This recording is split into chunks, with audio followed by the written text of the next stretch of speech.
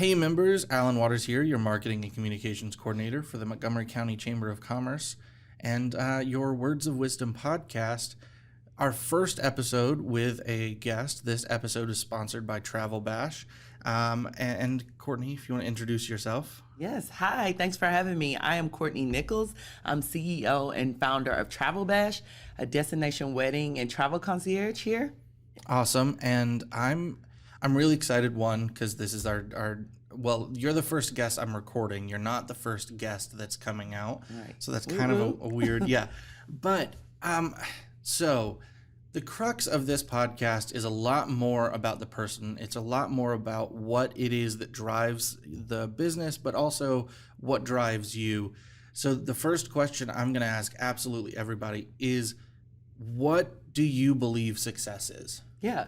So I think we get this question a lot, and my answer probably isn't the answer that everyone would say it looks like, but for me, success is creating the life you would like to live.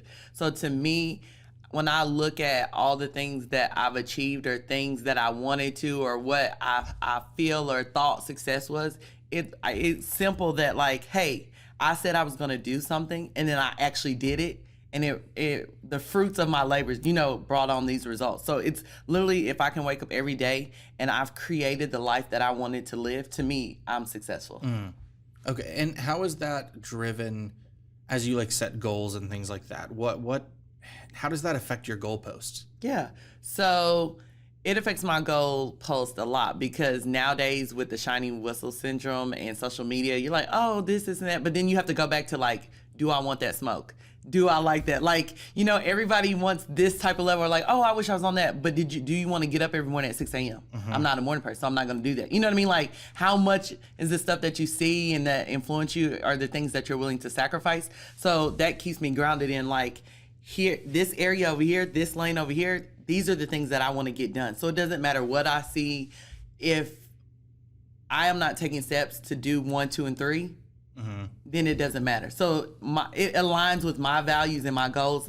Every day, I was just telling my team yesterday, hey guys, if I'm not talking about these 3 or 4 things this year that I'm trying to get done, say, Courtnie, we're not going to do that. I have to go back to it because you can get distracted nowadays. Yeah, easily. And I think that's such a good way of putting it too, because I feel like I said this in a couple episodes ago. If I could have Jeff Bezos money just at the drop of a hat, I would have Jeff Bezos money. Correct. But I don't want to wake up. I don't want to do the things that I know that have to go into it. And that's fine. Yeah. That's perfectly fine. That question stems from when I was in the theater world, I had a friend that did a podcast very similar, and he talked a lot about Broadway was always the end all be all for actors. It was I want to go to Broadway.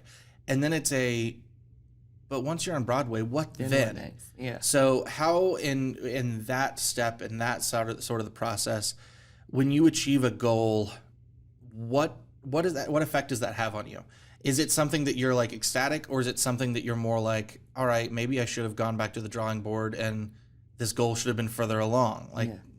So I think the goals depend. So I'll say for my personal goals, there are certain things that when I hit, for example, I work out every day, or I try to. Let me step back because my trainer is a part of the chamber. He's gonna be Courtnie, but I travel a lot. So a focus or a value of mine is working out. So I have a personal trainer and I go work out. So those results that I can actually see after a while doing it I'm excited. I'm like, man, I should have taken those extra days off. I could have got the extra pounds. So things like that light me up. But as far as in my business, certain goals of okay, I want to have this number of this, or I want to have this set number.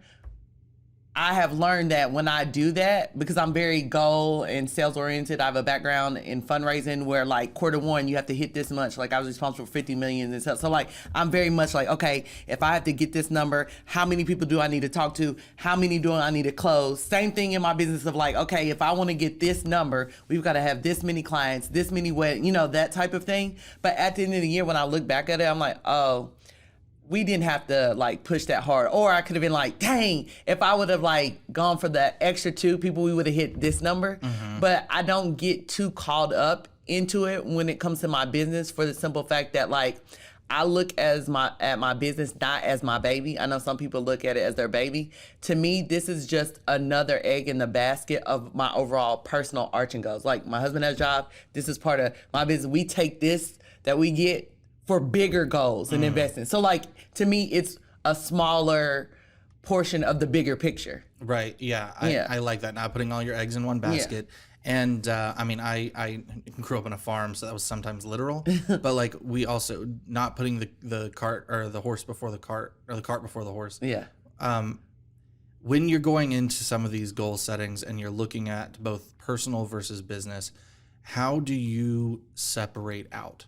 What is that work-life balance, and how do you maintain it? So I'll just be like transparent. I started my business for flexibility. So it wasn't because I wanted to be a millionaire, bazillionaire, and like have all these employees and do all these things. I was looking for something that, again, if my husband said we moved to Antarctica tomorrow, I could make money from it, and I could still hang out with the team, travel with him, and all that. Like, it was secondary.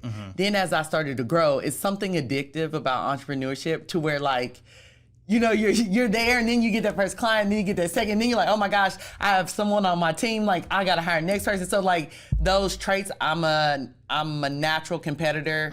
I was an athlete in school. So like, that's another driven point that I have to like keep in balance, because like, I'll do things just because like, oh, she did this, I can do this. Right. Like, so I have to go back and be like, hold on.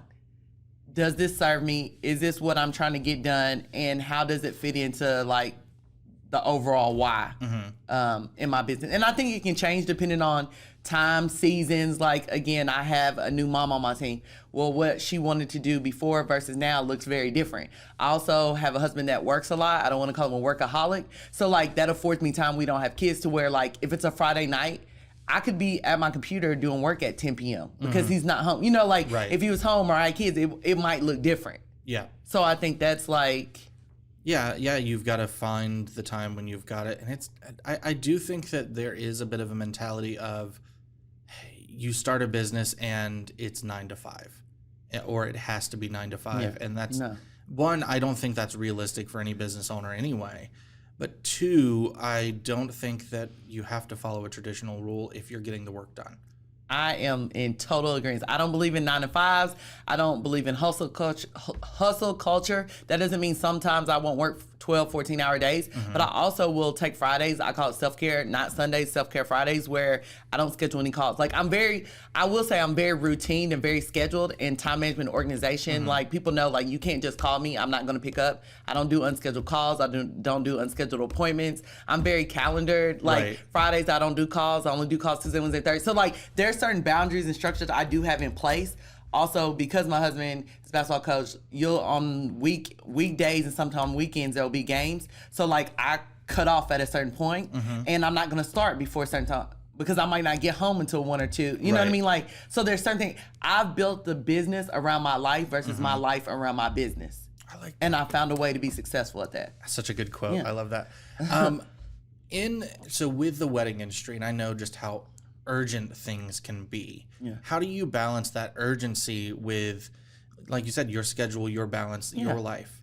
So I believe in setting the expectation early. So that comes in play. We onboard our clients. First of all, let's even back up. When they're on the call, people always think that sales call is for them, but it's for you just as much as it is for them. So like, they're trying to say, are you a fit? I'm trying to find out, are you a fit for me? Right. Because just because you can pay the money and like you're playing in this doesn't mean that I want to be that person, nor do I want to put my team in that situation to handle that. We kind of know.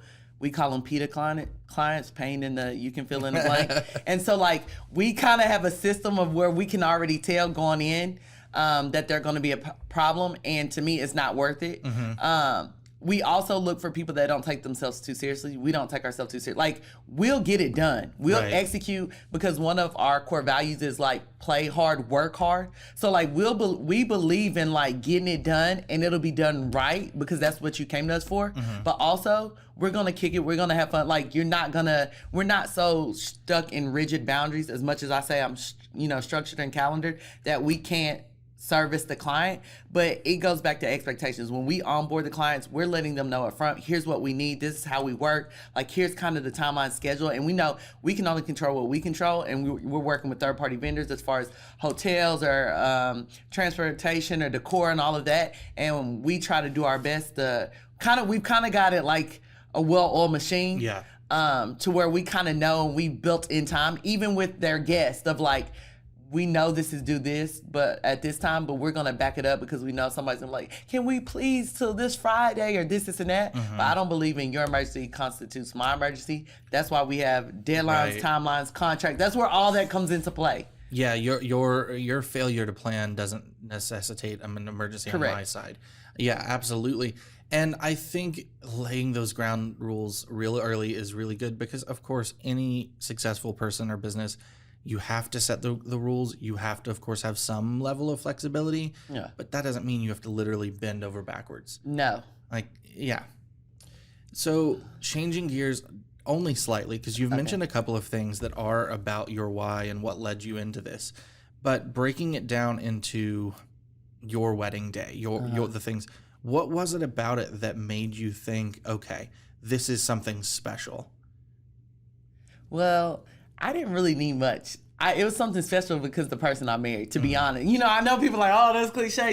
No, because my story is unique in the fact that my husband proposed to me 6 months after dating, and we're 21.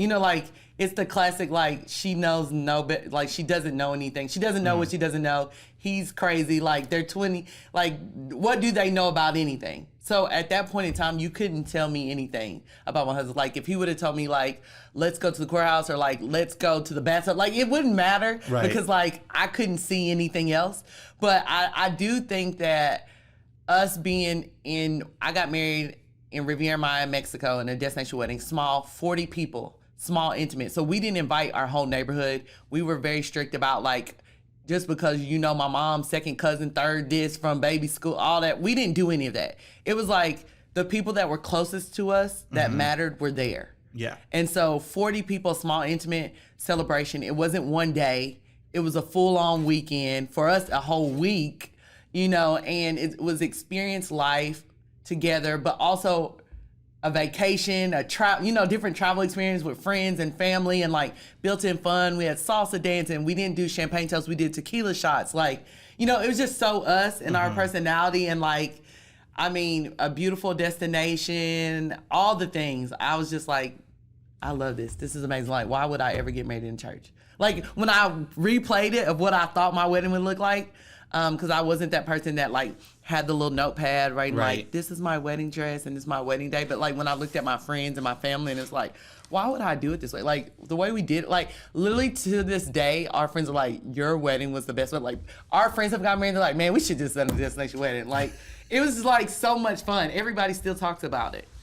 I love that. And taking from that experience, coming back, was it just a matter of like how much enjoyment you got from it, or was there a part of you that was wanting to? I don't know. I guess I'm trying to think of taking that experience and then starting the business.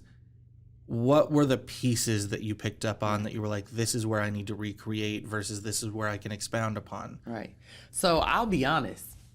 When I had my destination wedding, I never thought I would be planning or executing or doing anything in the wedding space or travel space. Matter of fact, I didn't even start my business till 4 years later. Like, there was no tangible, like, oh, I'm going to do this or translated or crossed over. It was just like, we knew we weren't going to have a traditional wedding. We're not going to spend $1 million for one day. We want to go have fun. We're young. We like young, fun, fit and fly. Like, what the world is our, our oyster. Like, let's go and have a good time. So that's the only thing I thought about. And then fast forward, when my travel advisor, she had tried to get me to be a travel advisor. And I'm going to be honest, I'm a millennial. I'm like, who uses travel advisors or travel agents and all that? Like, I have an app for that. I book my own stuff. Like, do you even get paid? Like, what is it again? So I kind of blew her off. She came back to me and she was like, Courtnie, you have a huge network. Because really in my industry, like, your network will push you. I know like a lot of others, but my network is what really has helped me become successful, because the people you know and the type of travel and that type. And again, I had a major gift fundraising background, so I had access to people that travel the way that I like to plan trips, if that makes sense. So she kept trying to be like, you need to do this. And I'm like, no, I'm not going to do it. And I had lived overseas. My husband played professional basketball in Hungary. So that I was always like that go-to person of like, where should we go? You know, what should we do? What are the best restaurants? Like, again, we're fit, fly, fun. Like, we were those friends. We're like the in crowd, right? Right. The social butterflies. So I finally was like, oh gosh, we just moved again. And contrary to what people believe, like, because you're a coach's wife, they don't get you jobs. So they don't like, oh, we want your husband and we're gonna get you something. It's kind of like, okay, great. Hey, what were you doing before? So like, I actually had to apply. The good news is like, I was a fundraiser, so that's sales. And if you can do that, you can get a job pretty much anywhere you want. It just got to the point where in order to move up, they're like, we would love for you to, but like, we don't know how long you're gonna be here. Right. So that's where the issue started coming into where like, I was moving every year or every other year. And I'm like, what can I do? I always said I was gonna own my own business, by the way. I don't think I mentioned that. My dad was an entrepreneur or is an entrepreneur. And so I kept saying, I remember I made I'll say my husband's name, Dares. Okay, so I made him write his goals down. It was like, we were like 24 and we signed our names. And I still have it to this day. He doesn't like looking at his because he's like, da, da, da. I'm like, no, I've almost accomplished all these. You know, when I looked at it, I'm like, we still haven't bought a house in like a vacation home somewhere. But like when I looked at all the things, I've been to Africa, like I started a business. I said, I'm going to start a business by the age of 30. And on my 30th birthday, I started a business. Nice. But like, I didn't look at it then, but like going back and Right. like, I always said I was going to do it. But again, when we got to Florida, I was like, what is it? Like, what's out there that I can do from anywhere in the world? And so I was like, man, maybe I'll reach out to Marcy, my travel, and see about this travel stuff. Like, is this a real thing? Yeah. Yeah. And what took it because you said at one point you were doing it part-time. Yes. And then you ended up moving to that full-time. What was that situation like? You know, how did you not just balance in your own head, but like balance in the world? Because I think that's what so many business owners are doing, especially post-COVID. You are balancing multiple things. Yeah. And it's not easy to go and one day be like, I'm going to quit my job and do this full-time. How did that process, how long did it take? So, first of all, I'll just throw this caveat. My husband thinks I tell everybody to quit their job, so I'm just letting you know. I'm not that person. I do believe I am that person that says, girl, quit your job. But I don't say just quit your job tomorrow. I always say, because I'm I'm a planner, I'm organized. So like, I went into this saying, in this first year, if this doesn't, I'm letting this thing go. And we'll see how it goes. So you've got to think, I didn't quit my job until a year and a half into it. But also, I was already planning on like building up a buffer. So if this thing took off, I went to my husband, said, hey, I'm going to take this money and I'm going to put it in savings. You know, I'm going to stash. So what I also did was start planning like, okay, my income at the university was no longer contributing to the household. I was taking those paychecks and putting it into account, because now after a year, if this thing goes and I'm gonna launch, I have like a launch pad or like this savings built up, because I don't believe in just being like, hey, I hate my job today and I'm gonna quit tomorrow. No. Don't say Courtnie advocates for that, because I don't. And everybody's not set up that way to do that. But what I was already in my head, kind of like strategically, how can I do this? What does this look like? The good news for me was, I was a great fundraiser, and I'm not tooting my own horn. I have receipts. But so what that afforded me was the balance to create this business, because my boss, like I didn't have to report in. I was like the only fundraiser that was working from home pre-COVID. Like, it was so funny because after COVID, and I talked to some friends that still work at the university, and they're like, Courtney was the first one to go work from home. I was like, I want to work from home. I'm not coming to Monday 8:15 meetings. And I'm not saying like you're supposed to go to your boss and like, I don't want to do this, and that. No, I need you to produce first and then go. But I went to them and said, no, I don't want a pay raise, but like, I don't need to be in this office. Because first of all, if you're a major gift fundraiser, you shouldn't be in the office anyways. You gave me a laptop, you gave me a phone. Like, you gave me all the tools to be successful. I'm already bringing in millions. So like, I had the freedom to back away from like regular office politics. So I want to also like show like my privilege in that, because everybody doesn't have a job that's going to allow them to do that. So the balance is going to be where you have to come home from work instead of going out to happy hour or going to a game or somewhere. You're going to have to be at home working in your business, which some days I did, but like I could still do some of my business during the daytime. Right. Yeah. You know, so like that balance helped because I was already good at what I did in my day job to help me with this new endeavor. I also had a supportive husband, like, hey, baby, I can't be cooking and cleaning. Like, if you don't cook and clean, that's fine, but don't expect me to cook and clean. Right. Like, somebody's got to come in here and cook and clean, but like, it won't be me. Yeah. So it's also like having that conversation with your partner, because my husband doesn't cook.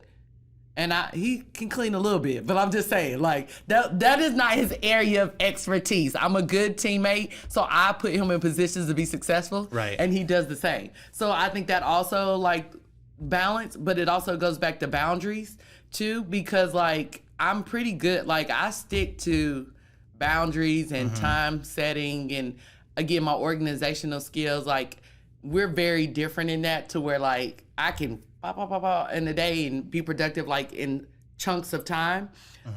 So I was very mindful about time and how I used it when I first started my business, while I was still trying to maintain my full-time job as well. Right. And still had a life of where I don't miss a happy hour. Well, I do now, but like when at that time, like you would still see me like, oh, Courtney's out. It's not like we haven't seen Courtney in months. What's she doing? I'm like, oh, I'm traveling here. Yeah, I got to go to this fundraiser. Like I was out and about. Yeah.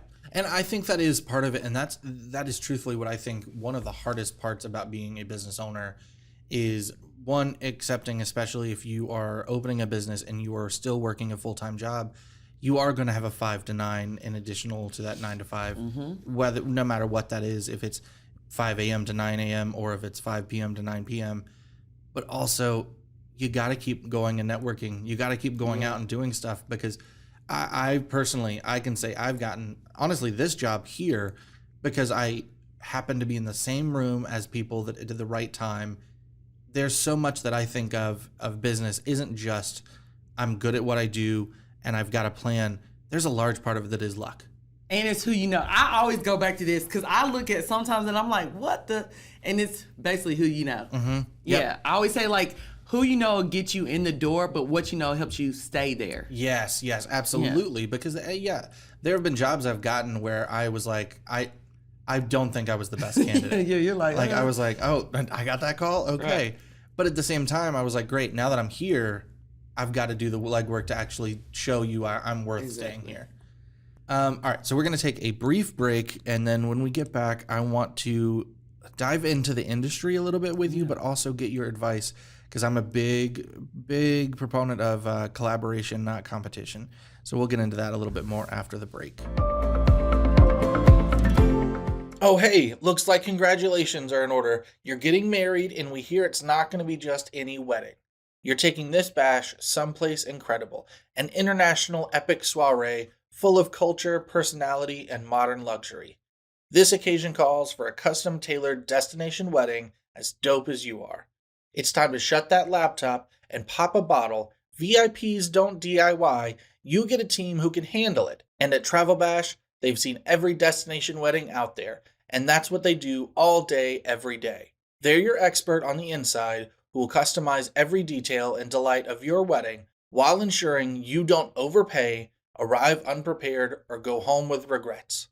TravelBash delivers custom travel management and wedding concierge services for luxury destination weddings as unique as you are. For more information, visit travel-bash.com.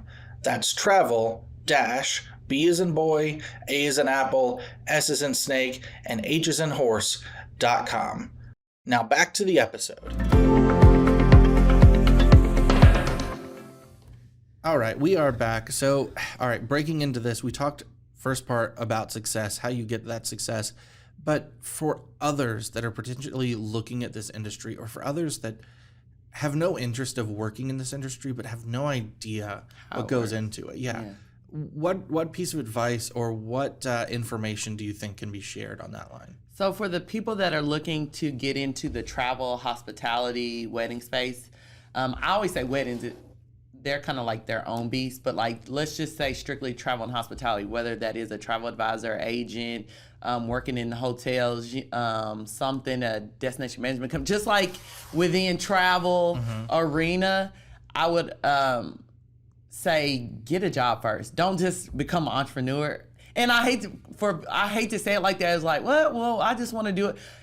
Even if you become a travel advisor, start with a host agency. A lot of people don't know that travel advisors kind of work similar to real estate agents in that a broker, you're a real estate agent, you own your own business, but you're still part of a brokerage. Not everybody's a broker. So like in my position, I would be considered a broker. So I could be a host agency. But when you become a travel agent, now they're called travel advisors because they're trying to get away from the transactional. We do more than just book trips. It's advising, consulting type of thing.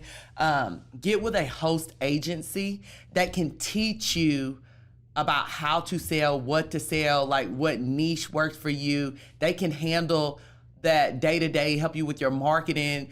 Learn the business first before you just branch out on your own. They also can chase down those commissions. You don't have to deal with that, your back office. When you're first starting, like, just start and get with someone knowledgeable in the industry. Like, sometimes we're trying to be chiefs before Indians, but I also believe that, like, you need to come in and learn first before you just jump out. Like, when I first started, even when it was my side hustle, I was with a host agency under my travel advisor, my previous travel advisor at the time. And then from there, I went even to another travel agency. And the reason why is I wanted to see it done differently since I already had that personal relationship with my travel advisor. So I wanted to see, hey, this is how they operate. Also, the second host agency I joined was more aligned with the type of travel I wanted to sell. So instead of like general masses, cruises, and all that, I wanted to kind of do higher end luxury. So I wanted to go to a host agency that it's just like real estate, a brokerage that sells $1 million homes versus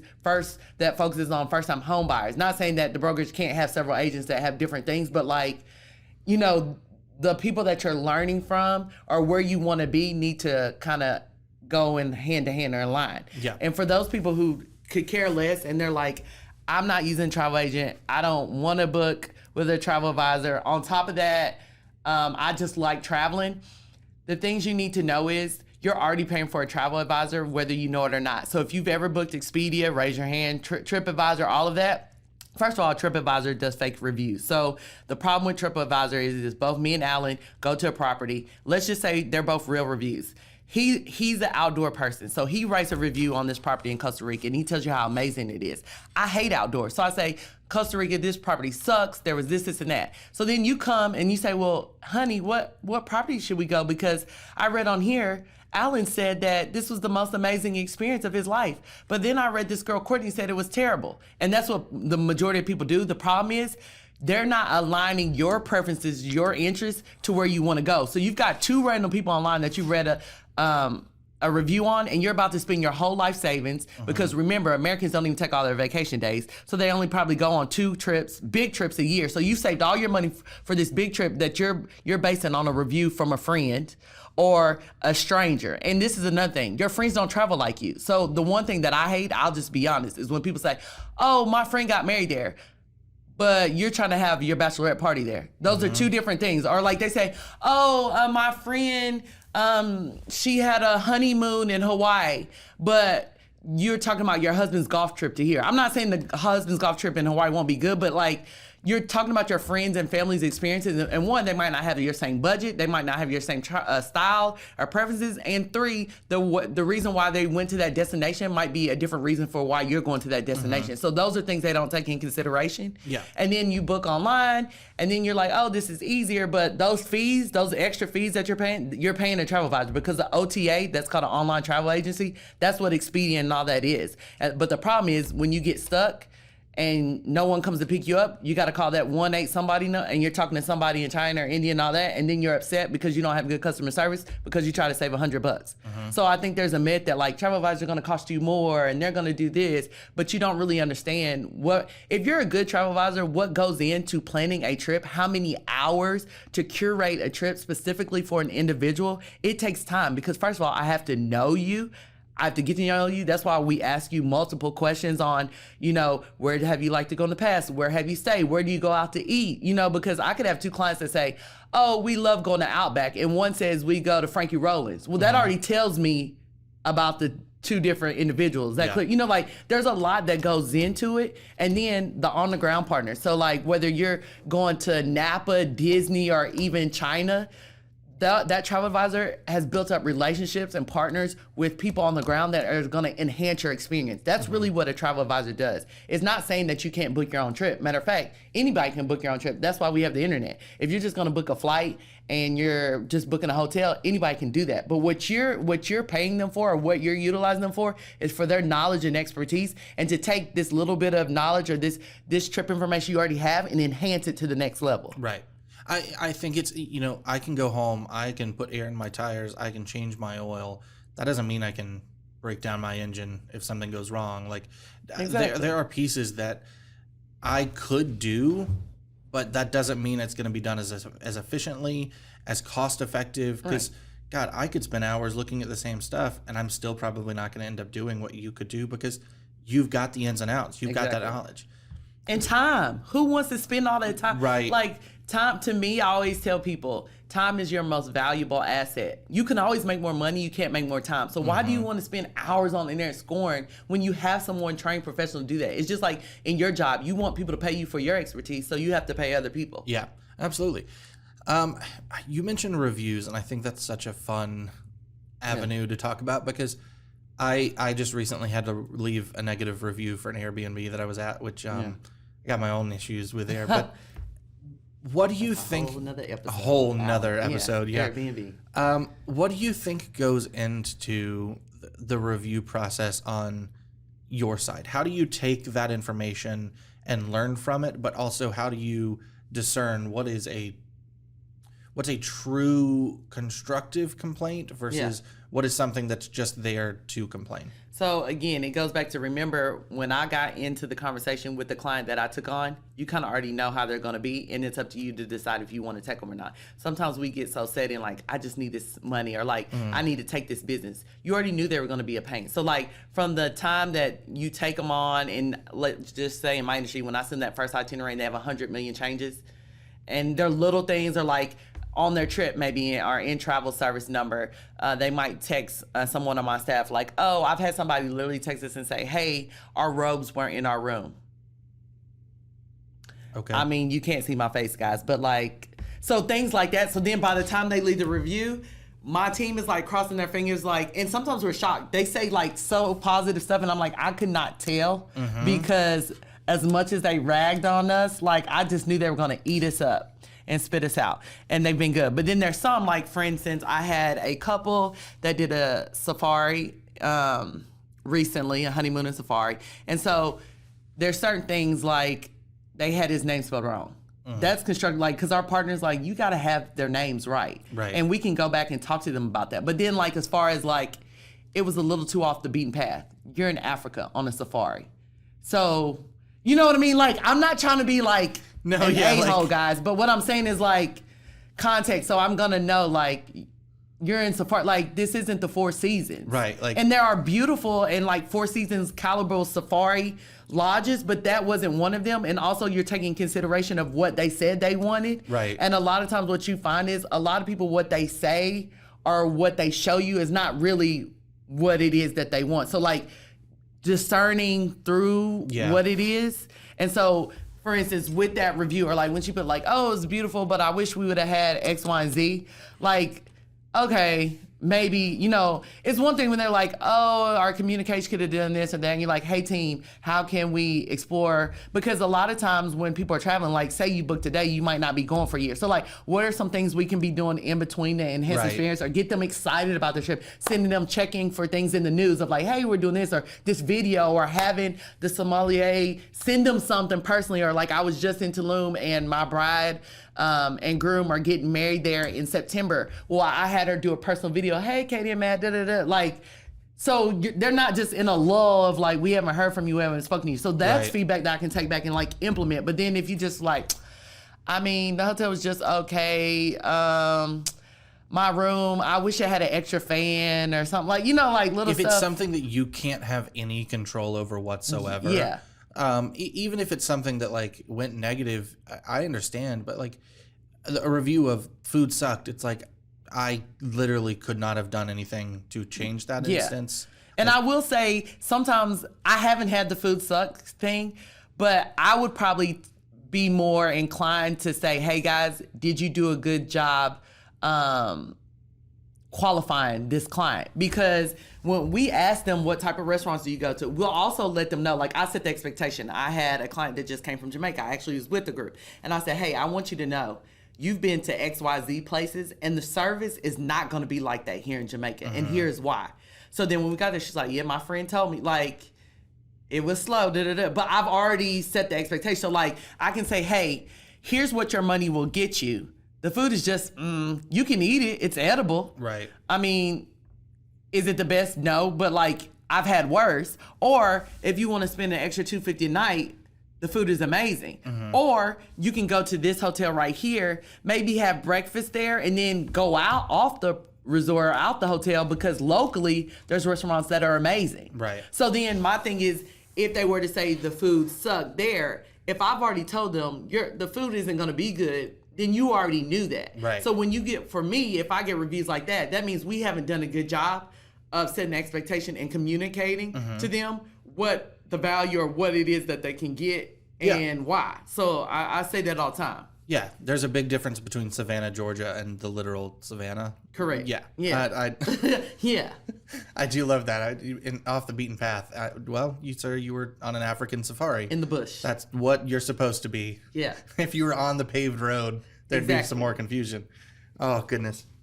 All right, so before we wrap up here, go ahead and give us like all the places we can find you, website, social media, all of those things. Yeah. So we're at TravelBash on everything. So whether it is Instagram, Facebook, Pinterest, my LinkedIn, Courtnie Nichols, find my name. It's N-I-E, not the N-E-Y people. Courtnie, Nichols, Nichols. I always say Nichols makes sense. Shouldn't I be a politician?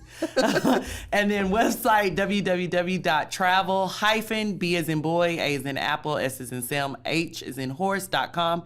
So www.travel-bash.com. All right. One last thing before we leave. What is the biggest piece of advice you can give people as they look not just to book with you, but to book in general? I would say do your research and read. I know that probably sounds like fundamental, but like, common sense isn't always common. yeah, Right? I mean, Columbia, there's two of them. There, you could be going to Columbia, South Carolina, or you can be going to Medellin, Colombia. One's with the O and one's with the U. It's like simple things like that. Yeah. But I would definitely say do your research. And I would give it a try. I think people who haven't used a travel advisor, and when I say give it a try, don't book your trip to DC or New York with them. But like, if there's really someplace you've been yearning to go, give it a try. And it doesn't have to be with me, but like any travel professional, that goes back to doing your research. Find out what they specialize in. If you want to go to Africa, have they booked Africa? Have they been to Africa? Are they Africa specialists versus they booked one or two trips? Like if they're planning destination wedding, you know what I mean? Like, how many destination weddings do they plan, or did they have a destination? Like 3/4 of my staff have had destination weddings. Like those type of things. You want to find specialists or people that are familiar and can point out things and know about the destination country that you wouldn't know yourself, or your friends or your cousins and all of that. So do your research, read, work with accredited people. But I would say give it a try. And again, to reiterate, not your trip to Napa or Vegas, but like, I don't want to say a real trip, because all these anytime you travel is a real trip, whether you go 2 hours or 20 hours. But what I'm saying is where a travel advisor can actually add value, if that makes sense. Yeah. Yeah. All right. Is there anything you want to say before I wrap up? So one thing I would like to say that is not travel related, but more for, since this is a business podcast, we're a chamber, is one thing that I think people underestimate is mindset. So when I look at my success or look at the trajectory of even my career or like business or in life, I believe that investing in your mindset, and that doesn't mean getting a 30,000 coaching program. And I know 1 million coaches are out there these days, but what I'm saying is like, your mindset, whether you're trying to fix your financial, future, like even if you're trying to lose weight or like build a business, I found that when I have had an abundant mindset, or I've worked with a coach or worked on money mindset, then that really has propelled me forward. I think people wait too late to work on mindset. And a lot of the issues we have in business are things with clients and getting them to buy, and what we're trying to do is all a mindset. Yeah. So. Thank you, listeners, for checking in. We appreciate having you here, and we cannot wait to get back to you again in 2 weeks. Remember to make sure you like, follow, subscribe, all the things for our social media, but also we've got our newsletter, our Monday morning message. Make sure you're utilizing your chamber membership and utilizing the chamber communications so you know what's going on.